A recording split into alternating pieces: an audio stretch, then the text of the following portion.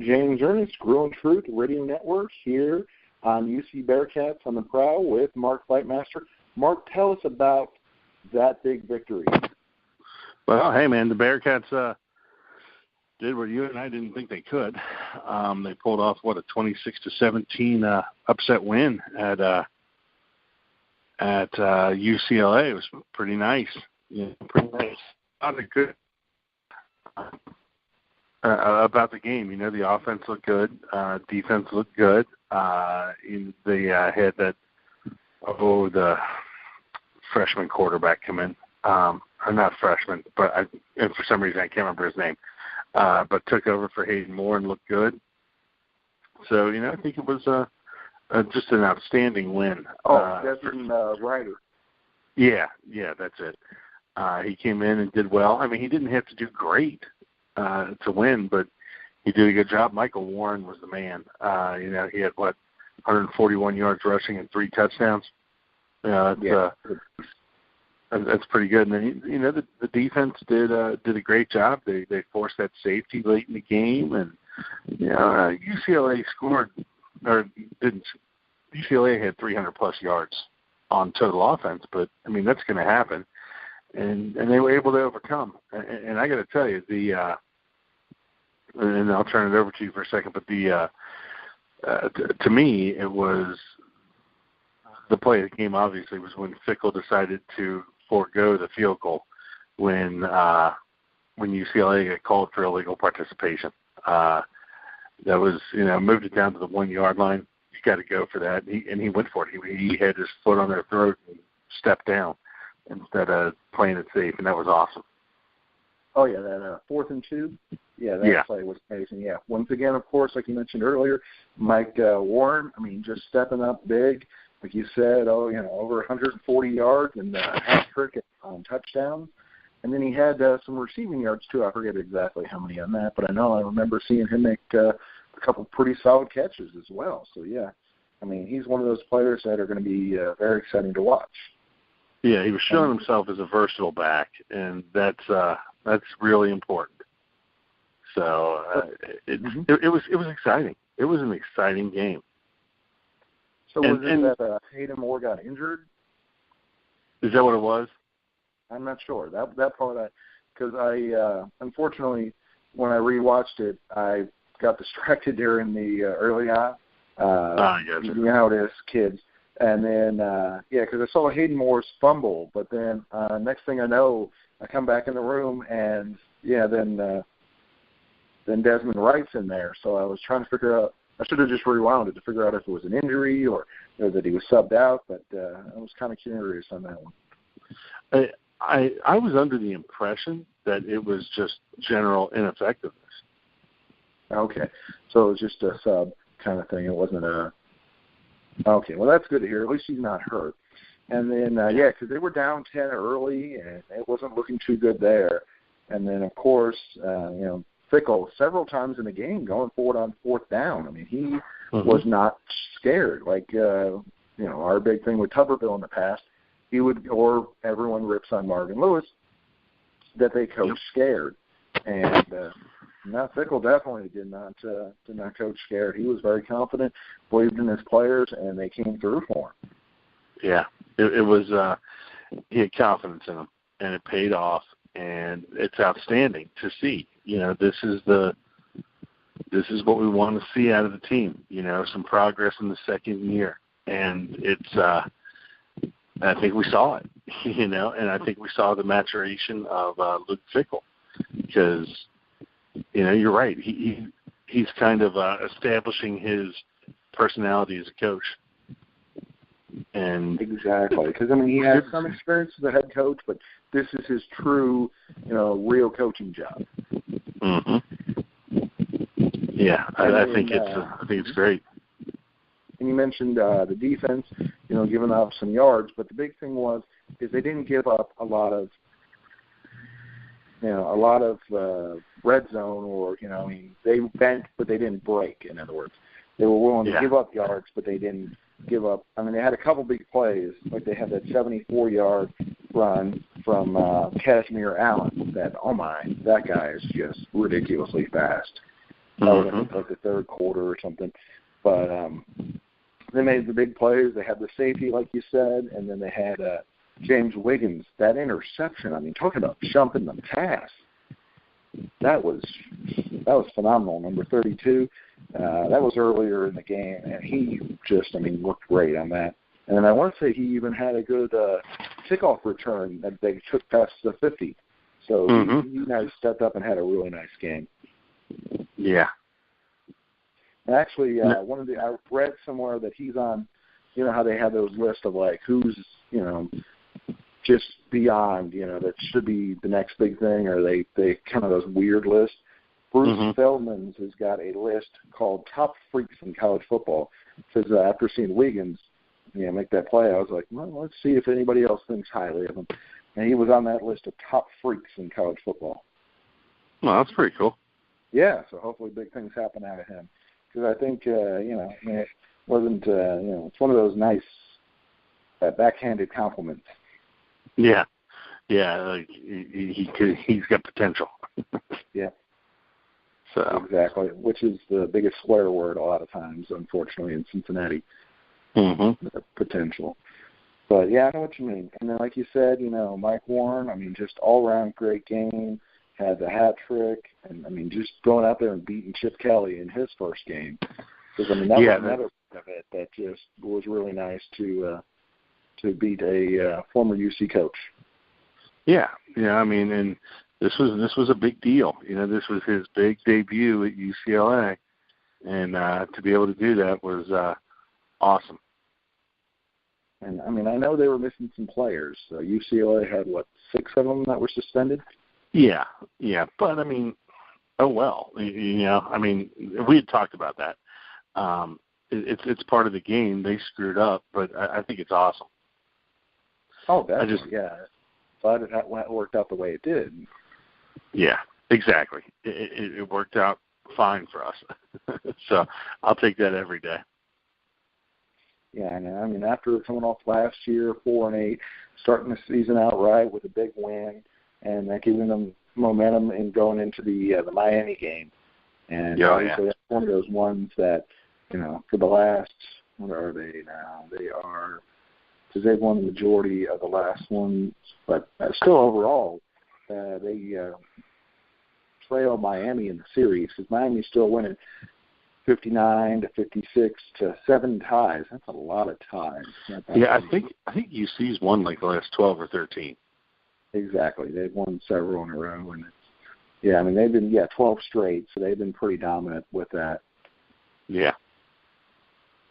And quite honestly, they should have lost a couple of them. Yeah. Yeah. Yeah, I mean, I remember last year where it looked like, Miami, people were already congratulating Miami, and then that's right. It fell apart. Yeah, that's right. I forgot about that. It was right down at the end of the game, and it was, you know, it was a good win. It was a good win, and I don't see why that's not going to happen again. And then, of course, I'm excited that it's down at Paul Brown Stadium. When they did that a couple years back, and what was it, 2014, when they played the whole season down there, it was a little too much because it took away from the college atmosphere. But having that one big game a year, down there like they did when they played Ohio State down there, that kind of thing, it makes it more exciting, I think. Oh yeah, it does. It's it's not going to be full. Obviously, but I mean, it'll be good. It'll be a good experience for them. They just played in the Rose Bowl, and now they get to go play in a pro stadium. Get some exposure. So it's good. Exactly, because Chuck Martin does have Miami going in the right direction. They've done some really good things overall, but it's still one of those things where it's UC's game to lose. Yeah, I think so. Yeah, because looking at because I got to see some of the Miami Marshall game, and you look at the score at the end, 35-28, and you're like, oh, that's a pretty close game. It was, but it wasn't, because Marshall pretty much had them in control the majority of the game. They were usually up 2 touchdowns, and then they were up early, 2 touchdowns, 14-0, and then Miami got back into it and scored 7. But they kept that buffer, they kept that barrier between them because Marshall's quarterback Green is really impressive. I was going to say, if you get a chance to watch one of their games, Marshall is quite exciting to watch.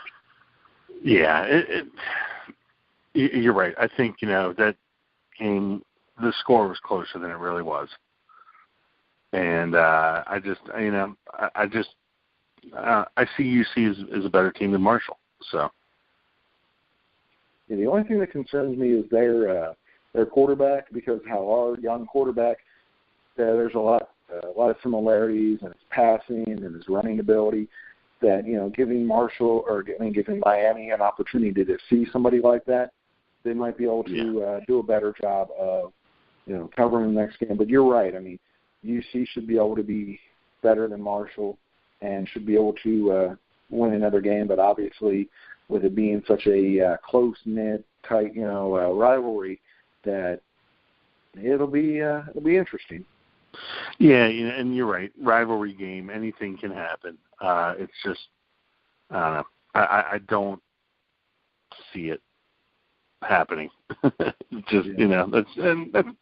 might just be me, but it should fall UC's way. Exactly. And if it does, or when it does, then that'll put UC on a nice roll going, because you got them, and you got Alabama A&M, shouldn't be a problem. You got Ohio, shouldn't be a problem. You got UConn, shouldn't be a problem. Tulane, Temple, so they could reel off a pretty good record. Obviously, we got down later in the season where we have the Navy and the USF and the UCF, where that's going to be tough. But from when we were saying, they're probably on the outside of the bowl, to if they get, they hit this in a row, they might, there's a good shot they can make a bowl game. Yeah, get a little momentum rolling. I will be interested to see how the team comes out after this win. I don't know if you saw the videos of them on social media celebrating the win there, but they were thrilled and they were excited, but it's almost like they expected it. So let's see if that momentum carries over to this next game against Miami and bring the victory belt back home again, 13 straight times. And then that is the most impressive part, like you were saying, is the fact that you could tell they really felt like they expected that to happen. Yeah. And, there were opportunities for them to fail. Half the team was cramping during the game. Towards the end, there were a couple injuries here and there and a little bit of miscommunication with the coaching staff. But, they sucked it up and won. And that's something they wouldn't have done in the past, especially under Tuberville. Under Tuberville. Yeah, they would have, those reasons that they could have lost, they would have taken advantage of them and went ahead and lost the game. They wouldn't have, figured out a way to win. They would have figured out a way to lose. And that's a shame that, some teams that we've had to watch in the past have done that. Yeah. Yeah, it's nice to see that that's not the case, at least in the first game this year. Exactly. So, a good tone. Right now, it's a good time to be a Bearcats fan. And then, let's see, Mike Warren, of course, like we mentioned, how great he did. He ended up getting the league's weekly player honors. Yeah. So that was nice to see. Anytime you can get a player, winning awards is very helpful and getting their name out there. Oh yeah. Get some eyeballs on them, and it'll just draw some attention to the team, and that's a good thing, especially now. You want, their strength of schedule isn't going to wow anybody. I think they'll garner some attention, but Any publicity is good publicity right now for this team, and like we said, playing in the frickin' Rose Bowl at prime time on ESPN in Chip Kelly's inaugural game, a lot of eyeballs on the team, and they performed, and it was good. Exactly. So, what's your prediction for this week? You know what? Looking at what the offense did, defense did pretty well against the pass. No, I'm thinking in the 24-10 range. UC. Yeah, I know what you mean.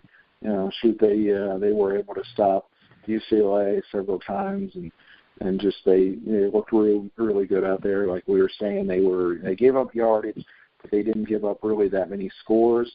I mean, they gave up, like you said, that big play on Kashmir. But yeah, I agree with you. I think it's going to be one of those where UC is going to do some good things.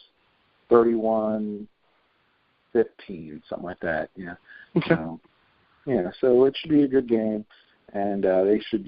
Miami will keep it close and keep it competitive, kind of like they did with Marshall. But when it's all said and done, and you look back and you're thinking about the game, you're like, it wasn't nowhere near as close as the last couple of years have been. Yeah, I agree, man. I agree. Excellent. Well, for Mark Fightmaster and James Ernest, this has been UC Bearcats on the Prowl, or the Grueling Truth Radio Network.